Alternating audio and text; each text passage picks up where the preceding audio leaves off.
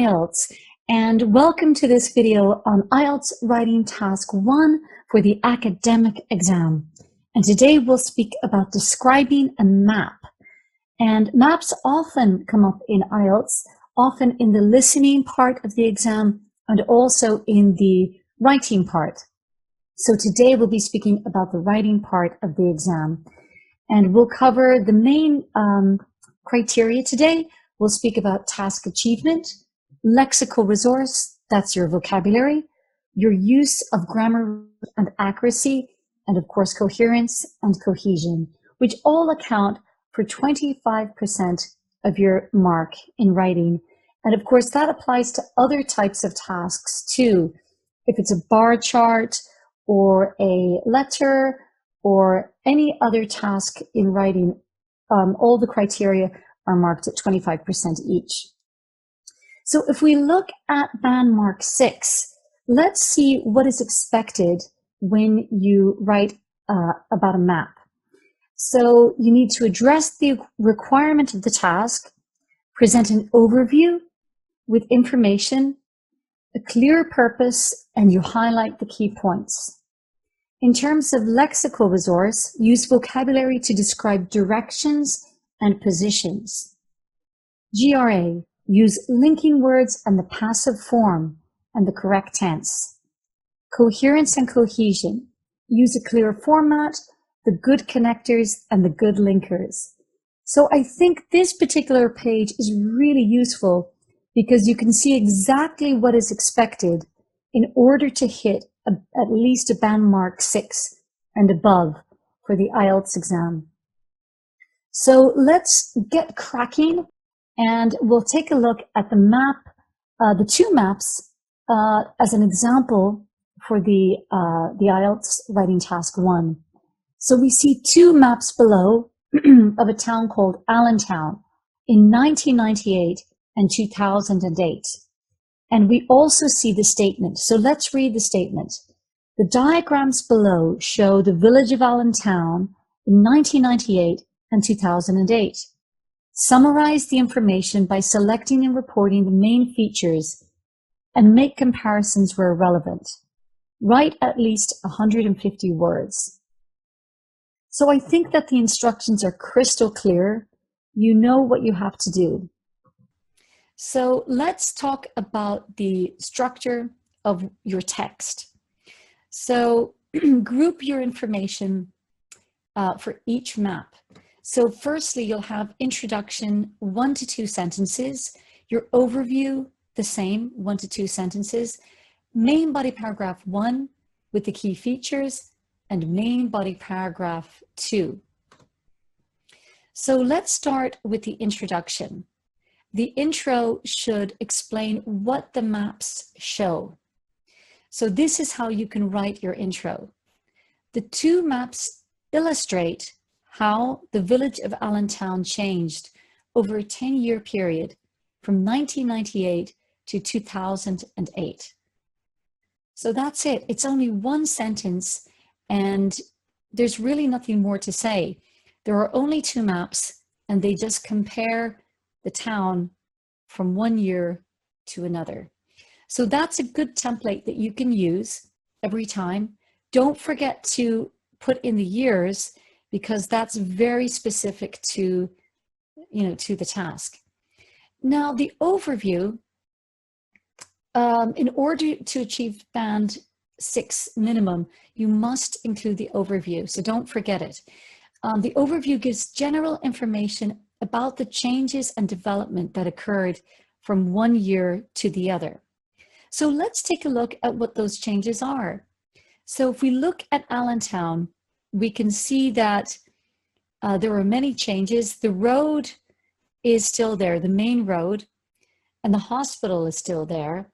But the secondary school in 1998 has now been changed to a housing section, and there's this new sports clinic adjacent to the hospital. We can see the pharmacy from 1998 no longer exists. Now there's a supermarket that replaces the pharmacy and the shop. Instead of the park with the forest, we see that there's a car park. And finally, the bus route in 1998 and the bus stop are gone in 2008, and they've been replaced by a tram. So that's about maybe 5 features. So let's put our overview in writing. So I've written, overall, it is clear that Allentown increased the size and number of buildings over the 10-year period. Furthermore, there were significant changes in housing and transport in this 10-year period. So I've referred to the buildings, the housing, and transport. Those are the key features that we just looked at. And I've put that together with linkers.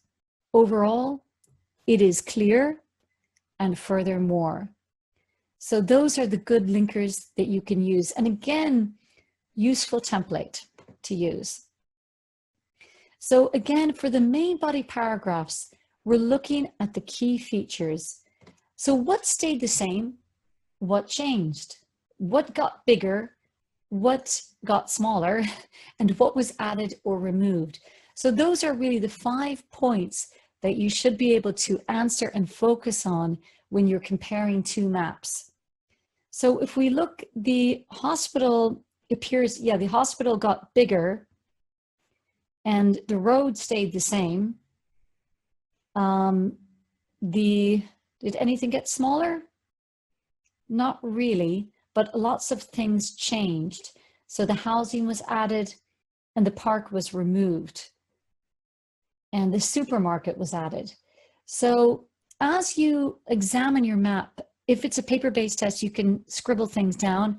So keep notes on these key features and then use your lexical resource to explain position or direction. So here is an image that highlights the positions in English: north, south, east, and west. So we can say in the north, to the south, or in the south, to the west, or in the west, southwest, northwest, to or in the east, southeast, northeast. So those are all really useful directions that you can use as you describe the position in the map. Expanded, constructed, significant, considerable growth. Again, all really useful vocabulary to use in your text. So let's take a look at main body paragraph 1. So what I've chosen to do is I've chosen to write about 1998, the first map, in paragraph 1, and I will write about the second map in paragraph 2. So that's how I've decided to group my information. So in 1998, Allentown had a hospital, pharmacy, and a small shop to the west of the village. While in the north there was just the main road, there was a bus line and stop in the southwest. To the northeast, there was a secondary school. South of the school, there was a forest and park. Right, so I've described everything. I've included all of the key features and I've used directions to explain, and that is expected when describing maps. Main body paragraph 2. So now I've chosen to write about the second map in main body paragraph 2. So let's have a read. By 2008, there was considerable growth in the size and organization of Allentown. The hospital was expanded, that means got bigger, with the connecting road to a new sports clinic. 3 new houses were constructed in the east, yeah, replacing the secondary school. The most significant development was the new tram line, which was built to serve visitors to the supermarket and hospital. Finally, the park and forest were replaced by a new car park to the southeast. Okay, so I've focused on all of the main changes. I've spoken about the growth of the hospital, its expansion. I've talked about the secondary school, the tram line, and the car park. So I haven't left anything out. You must include all of the key features. And I've used the passive form in this map greatly. That is the final draft of describing a map for your information. So we're looking at 176 words, which is really perfect. It's above 150, but it's not too much. You really don't want to go above that, really. That is in terms of grammar range and accuracy, you're using tenses in this type of task because you're using the past form to describe the old map and you're using the present to describe the current map. Often in IELTS, you'll be given a third map in the future, so you might have to use the future form. So it is a test of your ability in tenses.